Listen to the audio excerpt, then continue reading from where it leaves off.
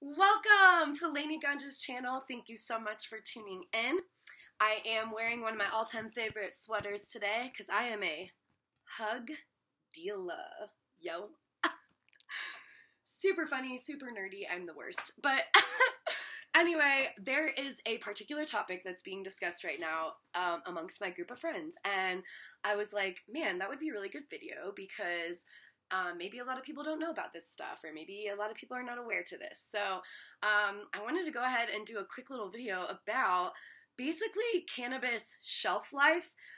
That's kind of what my friends and I have been discussing recently, and it all got triggered because one of my good friends who is like an absolute freaking baller in the cannabis industry, his name's Andrew. He is the man, the myth, the legend behind the company Top Shelf Bud Tending.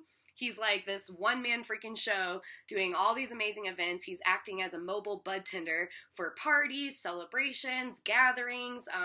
He's even at places, you know, when there's like speakers and we have like a social hour before all the speakers start. Like he does things like that. He just does so much, and he's constantly traveling with his little bud bar and providing this fucking amazing service in legal cannabis states. So he's been doing that all over Colorado. He travels to Cali all the time. He travels to Oregon.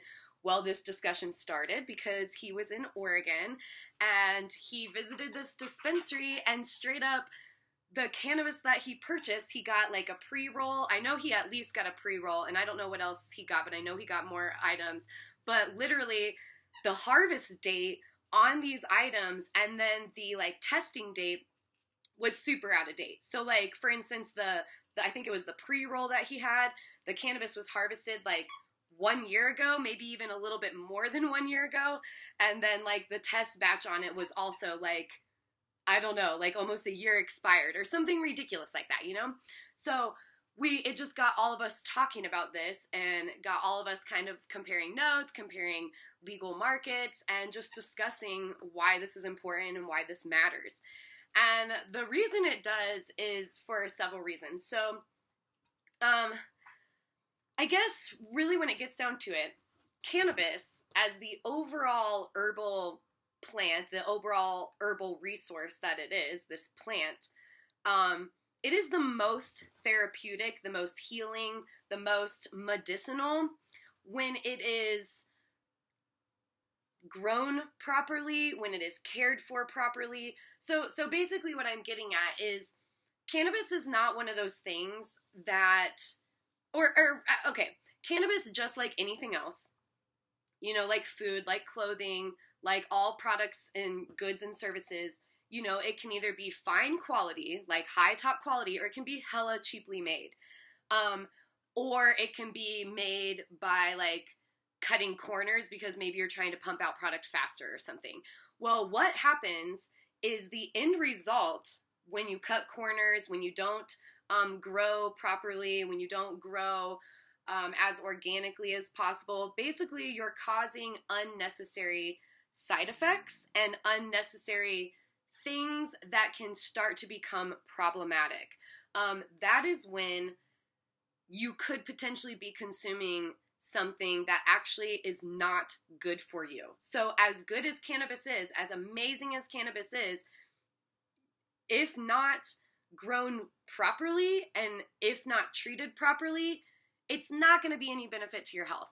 If you are inhaling this product, or if you're eating this product that was not grown well, you know, like basically people that are using a bunch of synthetic nutrients and synthetic fertilizers, or people that are just using synthetic freaking everything, or spraying a lot of heavy chemical pesticides on your plant, that is not in any way, shape, or form something you want to be inhaling. And cannabis is so therapeutic and so medicinal. And the second that you do all of those things, synthetic this, synthetic that, chemical this, chemical that, spray, spray, spray, whatever, or cut corners, the second you do that, you're actually creating a potential risk for your health.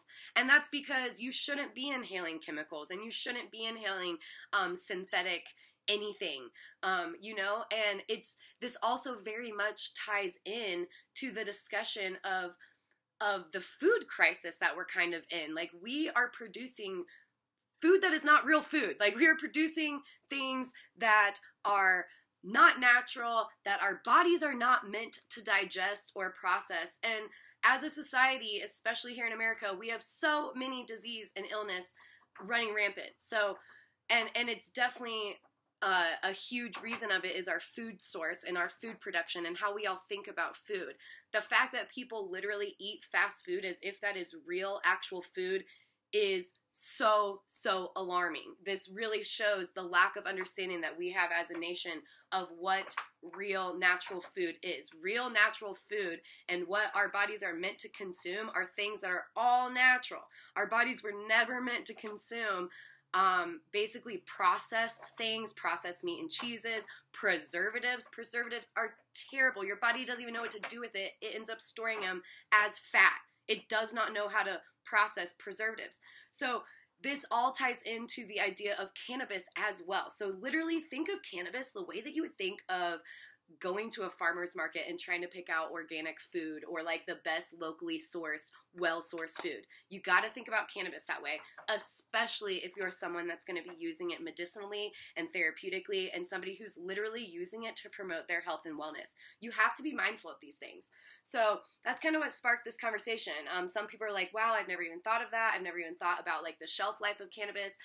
And something you should know in science and research and in lab work and all these things that we do here in the regulated Colorado market, we have learned so much about this plant, and it's really empowering the more that you know about this. So for instance, something we discovered was, I now don't quote me on this, but this is one thing that I at least at one point read or heard about going on in the industry. Well, basically, this cannabinoid CBN, I am fairly certain that CBN was actually discovered because THC converted itself to CBN. So basically what I'm trying to say is the THC compound, like when say you have nugs, say you have buds, flower, whatever, you have cannabis, you have weed, and it's like sitting in a jar or sitting out or whatever.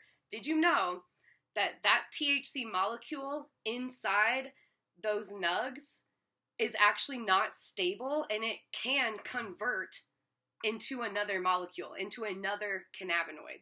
So they've found that cannabis that has been exposed to a lot of light, a lot of air, like a lot of oxygen, what's the other one? Heat, I think. But there's all these different, environmental factors of like storing your cannabis, and they found that what once tested for one certain percentage of THC after being exposed to like light and oxygen and whatnot, it will actually, that THC percentage will change because it's not stable, and they've found that it oftentimes converts to a compound called CBN, and CBN is just another it's just another cannabinoid. Just like CBD is, just like CBC is, just like THCA is. So CBN is oftentimes known for being a bit sedative. A lot of times people are taking CBN supplements from cannabis to help them sleep or help them relax, and good for pain.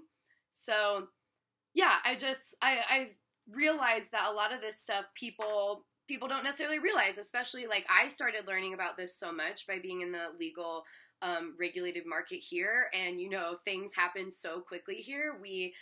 Regulations are constant, and updates in labs are constant, and new information coming out of research is constant. So it's like cannabis is this onion that we are constantly peeling back the layers of understanding of this plant. So every time I learn more, I love to share with you guys, because knowledge is power, and it is very empowering to understand this plant more so you can utilize it better to promote your health and wellness and to feel the best that you can feel.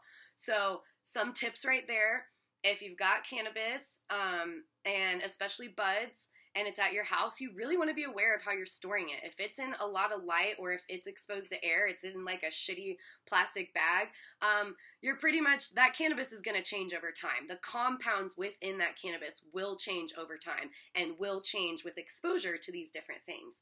So, and then there's a whole other layer to this. The entire other layer, aside from just cannabinoids, are the terpenes.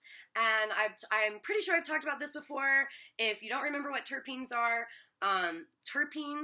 the compounds found within plants that give them their particular aroma or flavor. So for instance, like a mango smells and tastes like a mango, and terpenes are a part of that. So in cannabis, the plant produces all kinds of varying terpenes depending on the genetics. So, you know, cannabis has so many genetics, you know, just like think of tomatoes or onions. Like there's a lot of different genetics in those. That's the reason why we have a variety of tomatoes. So it's the same way with cannabis. We have such a variety of cannabis, and each strain is producing its own unique you know, ratio of compounds and, you know, flavor profiles and cannabinoid ratios. So each strain is different. So, and each strain is providing or able to produce a different variety of terpenes. Well, that's another thing, that with exposure to all of these things, light, air, heat, terpenes are also greatly affected when exposed, just like cannabinoids are. And this is important, again, because the plant works together as, like the compounds within the plant, they work together as a whole in a very synergistic way. And so when things like that are compromised, like the cannabinoids are compromised or the terpenes are compromised, you're literally getting a different end result when you consume that. So it is affecting the therapeutic effects of it. It is affecting the healthiness of it. So yeah, I just really wanted to make people aware of that. I wanted to keep this video short, but you guys, I'm just the worst. Like, I'm not good at doing short shit. Sorry. So I love anybody that ever actually sits and watches this. It means so freaking much to me. And I just really love spreading information and spreading knowledge and empowerment. So if you know it, share it with someone else. If you think this video could help somebody with their understanding of cannabis, please share it with them. I'm also really excited to say that I've actually freaking joined Instagram. It's only taken me this whole time to join Instagram. My friends literally convinced me to join. It took so long, like years of people trying to convince me to get on Instagram, and I'm freaking on it. So please follow me there, because I'm always posting about things going on in the industry. I'm always posting about knowledge. I'm always posting and sharing, you know, everything surrounding this plant to try to, you know, nudge the awakening. Just nudge that little awakening. Okay, so I've already gotten weird enough. I better log off. Oh yeah, follow me on Instagram. I'm at Lainey Ganja. Laynie Ganja. Okay, peace, love, Lainey Ganja. Thank you so much for rocking my socks off.